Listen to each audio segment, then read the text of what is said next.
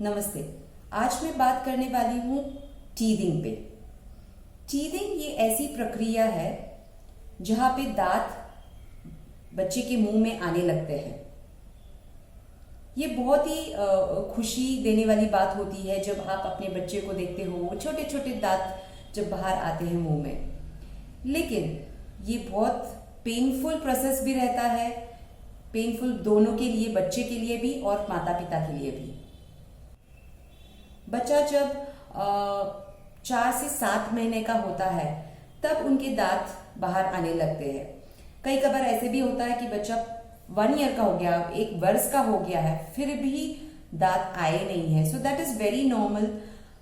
इसमें चिंता करने की कोई बात नहीं है।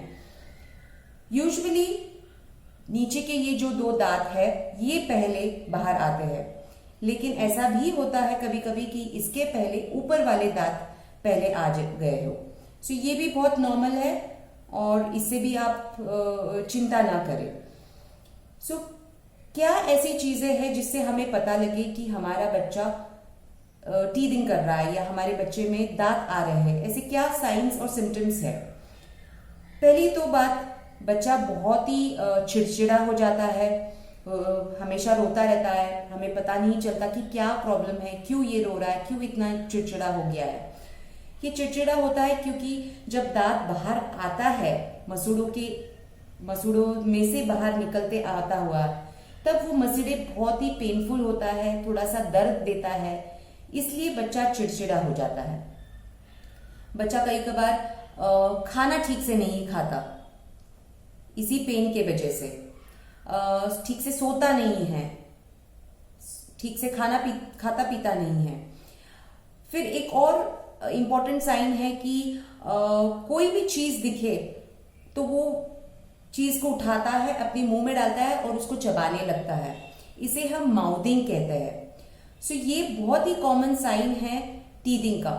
बट माउथिंग हमेशा, अगर वो माउथिंग कर रहा है तो हमेशा इसका मतलब ये नहीं कि वो टीथिंग कर रहा है। माउथिंग ये नॉर्मल प्रोसेस भी है जहां पे बच्चा अपने आजू बाजू की दुनिया को परख रहा है। वो परखना अपने मुंह से कर रहा है, चीजें को उठा रहा है, उसको मुंह से चबा रहा है, देख रहा है क्या है। सो ये माउथिंग की नॉर्मल प्रोसेस है। और हमेशा अगर माउथिंग हो रहा है मतलब इसका मतलब ये नहीं कि टीथिंग ही हो रहा है या बच्चों के दांत आ रहे हैं। सो अगर से 3 से 4 दिन में तक बच्चा बहुत ज्यादा माउथिंग कर रहा है, बहुत ज्यादा मुंह में ले रहा है, चिड़चिड़ा है, रो रहा है, तो इसका मतलब बच्चे के दांत बाहर निकल आ रहे हैं। एक और साइन जहां होता है कि बिकॉज वो माउथिंग कर रहा है, चीजें अपने मुंह में डाल रहा है, तो जो थूंकी या लार रहती है वो ज्यादा बाहर निकलने लगता है और इसके वजह से मुंह के आजू बाजू में रैशेस आते हैं, थोड़ा सा लालसर हो जाता है। ये एक्सेसिव ज्यादा थूंकी बाहर आने की वजह से होता है।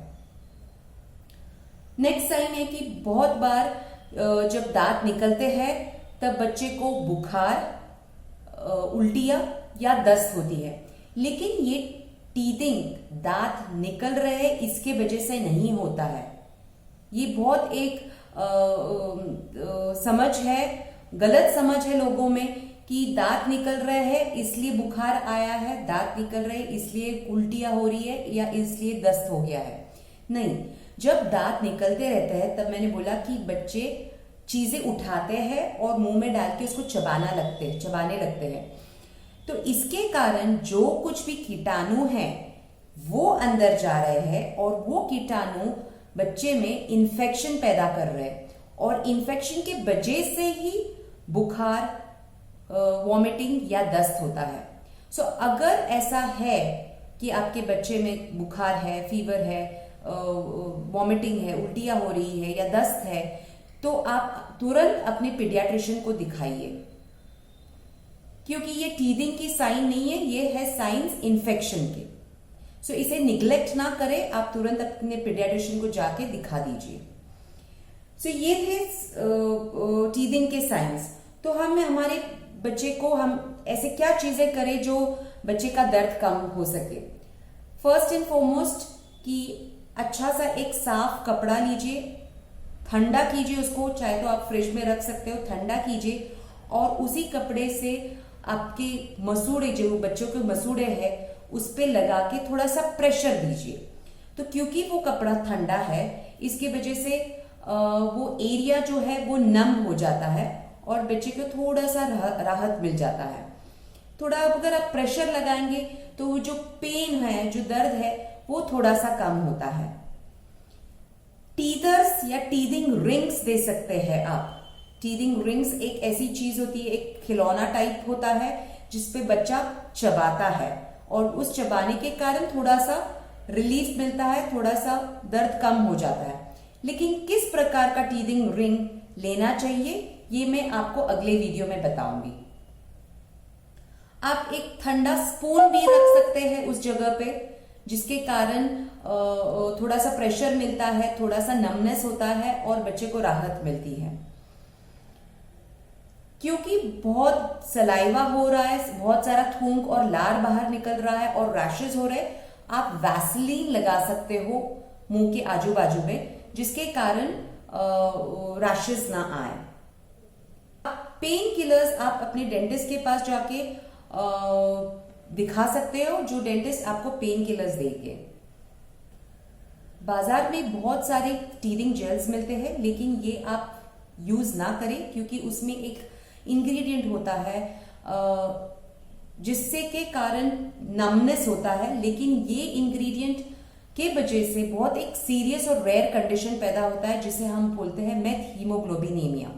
अभी मेथ हीमोग्लोबिनीमिया में ब्लड में, खून में ऑक्सीजन कैरिंग कैपेसिटी कम हो जाती है। खून में जो हीमोग्लोबिन है वो ऑक्सीजन को कैरी करता है, लेकिन मेथ हीमोग्लोबिनीमिया में खून ये ऑक्सीजन कैरी नहीं कर पाता और उसकी वजह से बच्चा ब्रेथलेस हो जाता है, ठीक से सांस नहीं ले पाता है, उसकी स्किन ब्लू ग्रे हो जाती है। इसलिए ये बहुत ही सीरियस कंडीशन है, इसलिए ओवर द काउंटर जो बाजार में मिलते हैं टीथिंग जेल्स, इसे ना लें। सो ये रहे हमारे टिप्स, आप जरूर फॉलो कीजिए और हमारा नेक्स्ट वीडियो जो टीथर्स पे है ये जरूर देखिए। Thank you.